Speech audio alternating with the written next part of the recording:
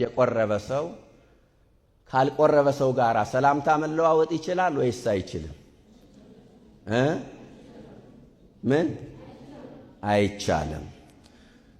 መልካም። የቆረበ ሰው ያልቆረበን ሰው ካልቆረበ ሰው ጋር መብላት ይችላል አይችልም? አይችልም። እሺ፣ ሶስተኛ የቆረበ ሰው ማስተረፍ ይችላል አይችልም? አይችልም። አራተኛ የቆረበ ሰው ብቻውን መሄድ ይችላል አይችልም? ህዝብ የእውቀት ከማጣት የተነሳ ጠፍቷል። ስለ ቁርባን እንማር ግድ የላችሁም። አንዳንዴ የማለዳ ትምህርቶች መሆን አለባቸው። በተለይ እሁድ እሁድ ቅዳሴ ምንድነው? ቁርባን ምንድነው? ይህ ኦርቶዶክሳዊ ቤተሰብ ጋብቻ፣ እነዚህ ነገሮች ከወንጌሉ ባሻገር ቢሰጡ ጥሩ ነው ብዬ አምናለሁ።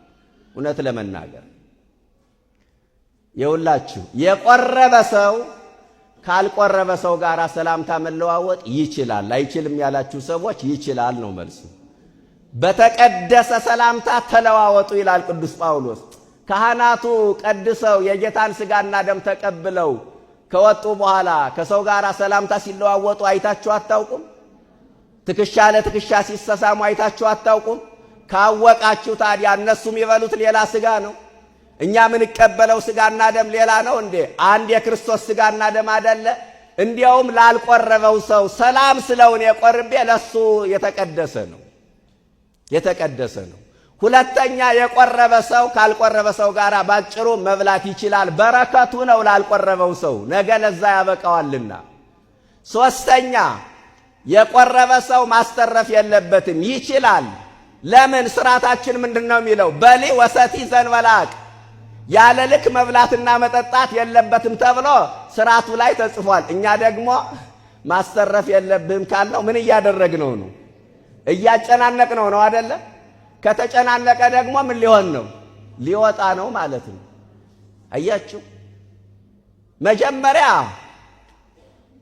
በመጠኑ እንዳያስተርፍ አድርጎ መመገብ አንድ ነገር ነው። ካስተረፈ ግን ማስተረፍ ይችላል። ማስተረፍ የለብህም ከተባለ ያለ ልክ ሊበላ ነው። ያ ከሆነ ደግሞ ሌላ ችግር ሊመጣ ነው፣ ስርዓቱንም ሊጋፋ ነው ማለት ነው። ሌላው የቆረበ ሰው ብቻውን አይሄድም። ለምን ሲባል ሰይጣን ያገኘዋል። ጉድ እኮ ነው።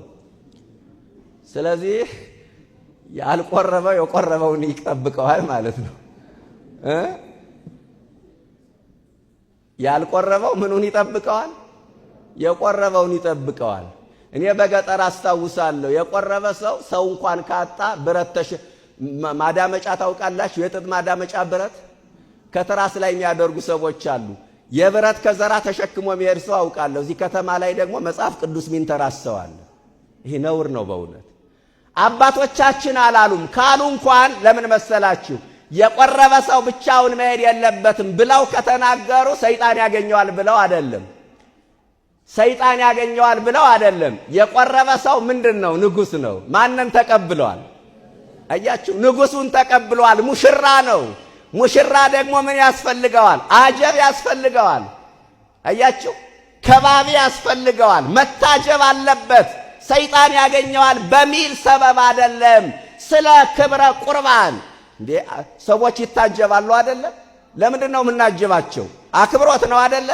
የክርስቶስን ሥጋና ደም የተቀበለ ሰው ሙሽራ ነው። ሙሽራ አጀብ ስለሚያስፈልገው ነው ጠባቂ ያስፈልገዋል የሚባል እንጂ ሰይጣን ያገኘዋል በሚል ተልካሻ አስተሳሰብ አይደለም።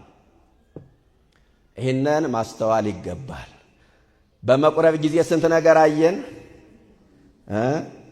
አረ በማርያም ንገሩኝ እንጂ 6 ነው 5? እንዴችን 6 ምን ነው አልደፍርም አላችሁ?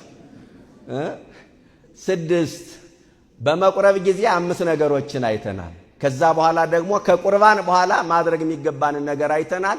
የሰፈር ወር የሚመስሉ መጽሐፍ ቅዱሳዊ ዋቢ የሌላቸው ከየት እንደመጡ የማይታወቁ ዝም ብለው የሚፈበረኩ ነገሮችን ደግሞ አንስተን መልስ ሰጠናል። አሁን